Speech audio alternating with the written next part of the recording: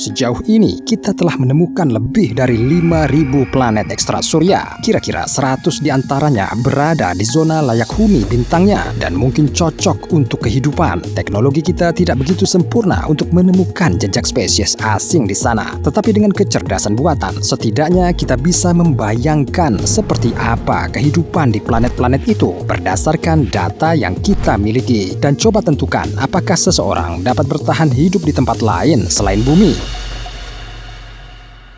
Semakin mirip sebuah planet dengan planet kita, semakin tinggi peluang untuk menemukan kehidupan di atasnya. Jadi, kita akan pergi ke Kepler 452b, planet ekstra surya yang oleh para ilmuwan disebut Bumi Kedua. Ini terletak di konstelasi Cygnus, pada jarak 1.400 tahun cahaya dari tata surya. Orbit Kepler 452b terletak di zona layak huni bintangnya yang hanya 20% lebih terang dari matahari. Setahun di Kepler berlangsung selama 385 hari bumi, hampir sama dengan di bumi. Suhu rata-rata di permukaan planet ini sekitar 1,5 derajat Celcius. Ternyata air cair bisa ada di Kepler. Artinya, kehidupan bisa berkembang di sini. Kondisi di planet ini bisa sangat mirip dengan yang ada di bumi jika bukan karena satu hal. Kepler 60% lebih besar dari planet kita, yang berarti gravitasi di atasnya 2 kali lebih kuat. Namun kehidupan bisa beradaptasi dengan baik dengan gravitasi tersebut. Semak dan pohon kecil bisa tumbuh di Kepler. Karena gravitasi yang kuat, mereka akan menyebar di sepanjang tanah dan melemparkan awan benih ke udara. Karena kepadatan udara di Kepler 5,5 kali lebih tinggi daripada di bumi, benih dapat dengan mudah mengapung di atas tanah sampai dimakan. Karena hampir tidak mungkin berada di permukaan planet karena gravitasi yang tinggi, semua kehidupan di Kepler dipindahkan ke udara. Dan yang pertama bisa Anda temui di sini adalah makhluk terbang raksasa. Kecerdasan buatan menunjukkan bahwa mereka mungkin mirip dengan ikan pari dengan ekor panjang dan sayap yang kuat. Mereka menangkap arus udara yang naik dan terbang dan tidak pernah mendarat di tanah. Makhluk ini adalah herbivora. Untuk mencari makan sendiri, mereka terbang melewati awan benih yang mengambang dan menangkapnya dengan mulut bulatnya yang besar. Di bumi, paus bungkuk juga mendapatkan makanannya. Dengan mulut terbuka, mereka berenang ke sekumpulan ikan kecil, mengatupkan rahang dan mangsa tetap berada di dalam. Namun tidak seperti paus, sinar udara besar dari planet Kepler 452b memiliki musuh alami. Sekilas, kumbang seukuran balon tidak bisa melukai ikan pari raksasa. Tapi predator ini selalu berburu berkelompok. Bakteri pelepas karbon hidup di gelembung udara mereka. Dengan cara ini, kumbang dapat melayang di atas tanah melacak mangsanya. Saat mereka melihat mangsa, mereka tiba-tiba melepaskan karbon dari gelembung dan menyerang secepat kilat. Falcon berburu dengan cara yang sama. Ketika seekor burung memperhatikan mangsanya, ia langsung menyelam dari ketinggian dengan kecepatan hingga 100 meter per detik dan menangkapnya. Di Kepler 452b, kecepatan jatuh bebas 2 kali lipat kecepatan di bumi, 20,5 meter per detik kuadrat. Artinya, kumbang bisa lebih cepat dari elang. Saat mereka menyusul mangsanya, mereka berpegangan padanya menggunakan cakar panjang dengan kait di ujungnya. Dengan demikian, sekawanan kumbang dapat merobohkan ikan pari terbang yang besar dan menjatuhkannya ke tanah. Di sana, korban tidak bisa lagi diselamatkan dan serangga perlahan akan memakan mangsa yang masih hidup. Kemudian gelembung mereka secara bertahap akan terisi kembali dengan karbon dioksida dan serangga tersebut akan naik ke udara untuk mencari korban baru. Tapi bukan hanya kumbang yang mengancam sinar udara. Soalnya setelah kawin, betina turun ke bukit untuk bertelur.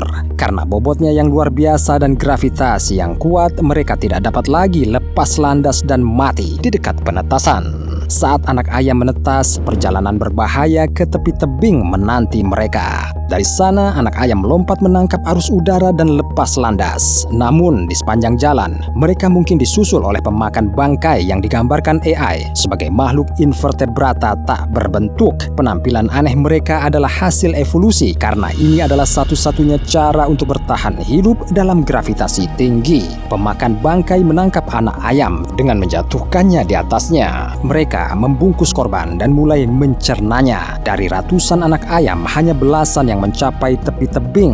Dunia Kepler memusuhi herbivora. bagaimana dengan orang-orang? Musuh paling mengerikan di Kepler bagi Anda adalah gravitasi. Faktanya, dengan gaya gravitasi yang berlipat ganda, jantung akan terus mengalami peningkatan stres. Ini akan menggandakan tekanan darah Anda dan resiko stroke dan serangan jantung Anda juga. Karenanya, hampir tidak mungkin bertahan hidup di permukaan Kepler. Tapi di atas tanah, di atmosfer, orang bisa merasa nyaman.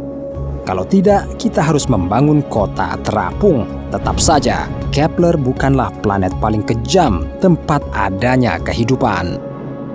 Gliese 667 cc hanya berjarak 22 tahun cahaya dari bumi di konstelasi Scorpius. Ukurannya 1,5 kali ukuran planet kita dan berputar mengelilingi KT merah dalam sistem 3 bintang. Tapi Gliese memiliki satu kekhasan. Ia terkunci secara pasang surut ke bintangnya. Artinya, setengah dari planet ini selalu menghadap ke matahari. Di belahan bumi timur, Gliese adalah gurun yang panas, sedangkan belahan barat diselimuti es abadi. Di perbatasan kedua belahan, terdapat jalur kecil zona senja. Menurut peneliti dari Universitas Puerto Rico di Arecibo, suhu di sini bisa mencapai 27 derajat Celcius. Jadi, di dalam zona Gliese ini, kita bisa menemukan air dalam bentuk cair dan di musim kawin penuh dengan kehidupan. Satu-satunya spesies besar di Gliese, Pentapoda, datang ke zona senja untuk meninggalkan keturunan. Di sini arus udara panas dan dingin menciptakan angin kencang yang membawa ribuan larva kecilnya mengelilingi planet ini. Dan hasilnya, di mana setengah dari Gliese larva akan berakhir, memutuskan akan berubah menjadi apa yang disebut polimorfisme. Semut berkembang biak dengan cara yang sama di bumi. Ketika seekor ratu bertelur, masing-masing berisi set gen yang sama. Tapi semut pekerja dan tentara bisa menetas dari mereka. Di Gliese, larva akan berubah menjadi apa yang ditentukan oleh angin. Penampilan dan strategi bertahan hidup Pentapoda akan bergantung pada sisi planet mana mereka berada. Kecerdasan buatan membayangkan makhluk-makhluk ini terlihat seperti laba-laba tetapi seukuran kucing. Kelima kaki mereka tersusun melingkar sehingga Anda dapat dengan cepat mengubah arah. Dan 3 tentakel mereka memungkinkan mereka menangkap mangsa dengan cepat. Pentapoda yang tumbuh di belahan bumi yang dingin dan gelap diselimuti bulu dan bintik-bintik kecil bercahaya. Mereka dibutuhkan untuk memikat mangsa kunang-kunang analog lokal. Kumbang ini hidup di daerah panas bumi di bagian dingin planet ini. Di sana, di dalam gunung lumpur dan geyser, suhunya bisa mencapai 100 derajat Celcius. Kunang-kunang di belahan es Gliese menggunakan sinyal cahaya untuk berkomunikasi. Dan Pentapoda telah belajar meniru mereka untuk menjebak mangsanya. Tapi larva yang berada di sisi panas Gliese kurang beruntung. Di sana, Pentapoda terlihat berbeda. Alih-alih wol, mereka memiliki pelindung kitin halus yang memantulkan sinar matahari. Mereka tidak lagi memiliki bintik-bintik bercahaya di tubuh mereka, tetapi mereka mengembangkan kelenjar di tentakel yang menghasilkan racun. Di belahan Gliese ini, organisme hidup bersembunyi di bayang-bayang batu dan bebatuan. Disitulah Pentapoda berburu mangsanya, kumbang gurun. Pentapoda menempelkan tentakelnya yang beracun ke dalam sarang kumbang, melumpuhkan korbannya dan langsung memakannya. Tetapi jika tidak punya waktu menyelamatkan diri sebelum kumbang prajurit datang menyelamatkannya, ia bisa menjadi mangsanya sendiri. Serangga ini hidup dalam koloni besar dan bahkan dapat memangsa Pentapoda. Mereka menemukan kelemahan pada baju besi chitinous dan menggigit tubuh hewan itu. Dan menurut perhitungan AI, jika ada cukup banyak serangga, Pentapoda tidak akan bisa kabur. Sepintas lalu, kondisi kehidupan di Gliese 667 cc tampak terlalu keras. Namun nyatanya, di zona senja di perbatasan kedua belahan itu, orang pun bisa merasa nyaman. Namun hanya untuk waktu yang singkat. Masalahnya adalah Gliese mengalami apa yang disebut pemanasan pasang surut. Karena kekhasan orbit planet, energi gravitasinya berubah menjadi energi panas dan terus-menerus memanaskan interiornya. Karena itu, semakin banyak gunung berapi dan geyser aktif di planet ini dan suhu di permukaan terus meningkat. Pada tahun 2013, para ilmuwan NASA mendapati bahwa pemanasan pasang surut di Gliese 300 kali lebih kuat daripada di bumi. Mungkin saja sebentar lagi ini akan menjadi tidak layak huni, tetapi ini bukan berarti bahwa penghuni planet semacam itu akan binasa, terutama jika makhluk-makhluk ini adalah bentuk kehidupan yang berakal. Ini adalah Arcturus, raksasa merah dari konstelasi Bootes dan bintang paling terang di belahan bumi utara, 110 kali lebih terang dari matahari. Teknologi saat ini tidak memungkinkan kita menemukan planet ekstrasurya di sekitar bintang raksasa seperti Arcturus, tapi itu bukan berarti mereka tidak ada. Kecerdasan buatan telah memodelkan bahwa sebuah planet yang pernah menjadi bumi kedua mungkin saja berputar mengelilingi sebuah bintang. Namun ketika Arcturus menjadi raksasa merah dan suhu di planet meningkat tajam, Arcturus A berubah menjadi gurun berbatu, tapi kehidupan di atasnya tidak mati. Peradaban yang sangat maju tinggal di sini dan telah bersiap untuk hasil seperti itu. Semua penghuni pindah ke kubah buatan. Di sini, penghuni planet terlindung dari radiasi bintangnya. Di setiap kubah tersebut terdapat ribuan tumbuhan. Mereka menghasilkan glukosa yang dibutuhkan spesies lokal untuk bertahan hidup. Seluruh pekerjaan pemeliharaan kubah, tanaman, dan penduduk lokal di Arcturus A dilakukan oleh robot. Mereka memelihara sistem pendukung kehidupan, membuat robot lain, dan bahkan menyerbuki. Jadi, di tangki khusus berisi cairan, tersembunyi di antara tumbuhan, makhluk cerdas hidup. Ini adalah perwakilan dari peradaban yang berkali-kali lebih unggul dari peradaban bumi. Kecerdasan buatan mewakili mereka mirip dengan gurita, seluruhnya terdiri dari jaringan saraf. Padahal makhluk ini adalah otak tanpa tubuh. Masing-masing mereka adalah individu, tetapi bersama-sama mereka adalah satu organisme raksasa segerombolan. Organisme serupa ada di bumi. Di Oregon, para peneliti telah menemukan madu agarik yang sangat luas, yang membentang lebih dari 10 km persegi. Kelihatannya seperti banyak jamur yang berbeda, tetapi sebenarnya adalah satu organisme. Pada saat yang sama, para ilmuwan percaya bahwa usianya bisa mencapai 8.500 tahun. Peradaban di Arcturus A telah ada lebih lama lagi. Planet itu sendiri 2 kali lebih tua dari bumi dan kehidupan berakal muncul di atasnya ratusan ribu bahkan jutaan tahun yang lalu. Orang mungkin dapat menemukan bahasa yang sama dengan makhluk super cerdas ini, tapi kecil kemungkinannya kita akan hidup berdampingan dengan mereka. Masalahnya adalah sumber daya di planet ini terbatas. Selain tanaman yang dimakan penduduk setempat, tidak ada sumber makanan yang tersisa di sini. Selain itu, tempat yang cocok untuk kehidupan pun terbatas. Di luar kubah, semua kehidupan dihancurkan oleh radiasi bintang. Umat manusia tidak dapat bertahan hidup di Arcturus A, tapi ada planet yang ideal di galaksi kita. Bayangkan sebuah planet yang lebih baik dari bumi. Ia memiliki lebih banyak oksigen, 2 matahari bersinar di langit, dan sebagian besar daratannya ditutupi tumbuhan. Planet seperti itu mungkin adalah Alpha Centauri C1. Ia mengorbit bintang A dalam sistem Alpha Centauri, hanya 4 tahun cahaya dari bumi. Benua di planet ini diselimuti oleh berbagai macam spesies tanaman. Masalahnya, Alpha Centauri C1 menerima cahaya dari 2 bintang sekaligus, dan di atmosfernya terdapat oksigen 10% lebih banyak daripada di bumi. Karenanya, menurut kalkulasi AI, pohon dan tumbuhan lain memiliki kondisi ideal untuk tumbuh di sini. Dan di hutan lebat planet ekstrasurya ini, ada kumbang seukuran kelinci. Mereka adalah herbivora dan memakan buah atau jamur lokal. Pada saat yang sama, kecerdasan buatan menggambarkan mereka dengan mulut yang terletak secara vertikal. Dan itu benar karena lebih mudah mendapatkan makanan dengan cara ini. Kumbang ini hanya hidup 1 musim dan memiliki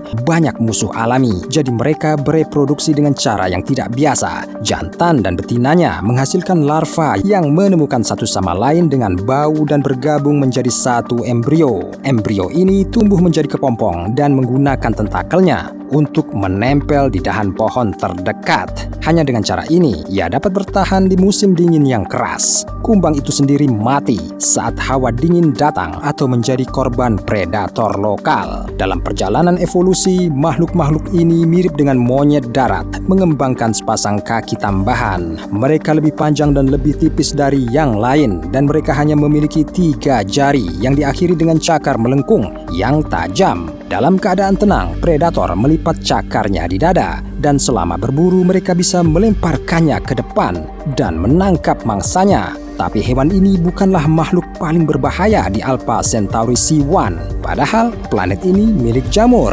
Mereka adalah predator sesungguhnya karena membutuhkan protein hewani untuk pertumbuhan dan reproduksi. Dan untuk mendapatkannya, mereka mengembangkan seluruh strategi. Pada awalnya, jamur menumbuhkan buah kuning yang berair pada dirinya sendiri, menarik kumbang. Namun saat musim kawin, buah pada jamur berubah warna menjadi jingga. Saat kumbang memetik buah seperti itu, jamur melepaskan spora ke udara. Spora ini memasuki sistem saraf kumbang dan mengubah perilakunya. Alih-alih menyelamatkan diri dari pemangsa, kumbang akan mengikuti baunya. Ia menjadi mangsa yang mudah, dan ketika pemangsa memakan kumbang seperti itu, ia terinfeksi spora. Jamur mulai tumbuh di dalam tubuh, menghancurkannya dari dalam. Hewan itu menjadi semakin lemah setiap hari dan akhirnya mati, dan jamur baru tumbuh di bangkainya. Toxoplasma menggunakan strategi serupa di bumi. Mikroorganisme ini dapat dibawa oleh hewan pengerat dan mamalia kecil lainnya.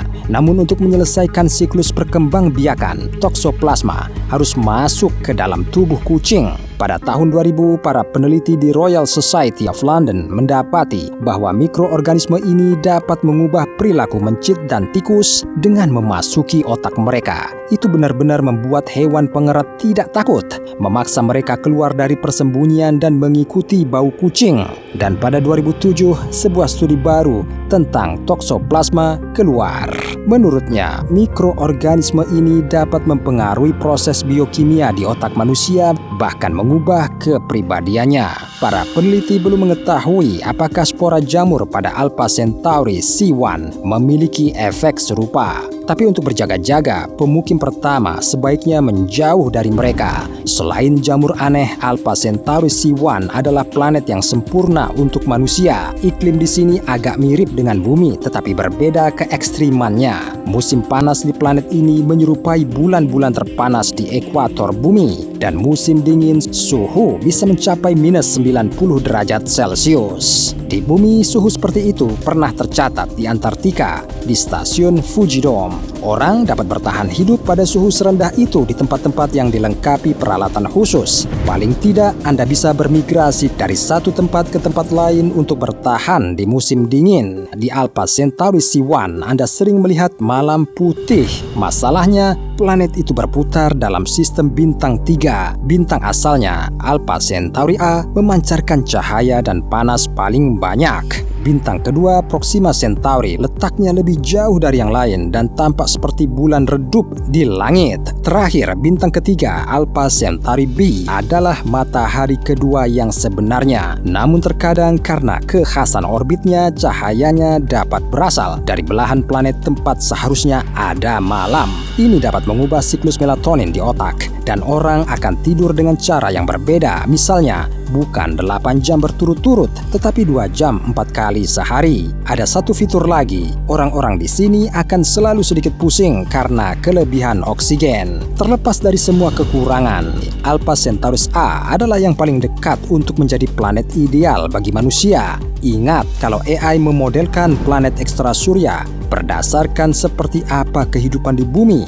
dan data tentang fisika planet-planet tersebut. Tetapi bagaimana jika Anda memintanya untuk menunjukkan planet layak huni yang ideal tanpa input data tambahan? Saya meminta AI untuk menunjukkan seperti apa perjalanan manusia pertama dari bumi ke planet yang ideal.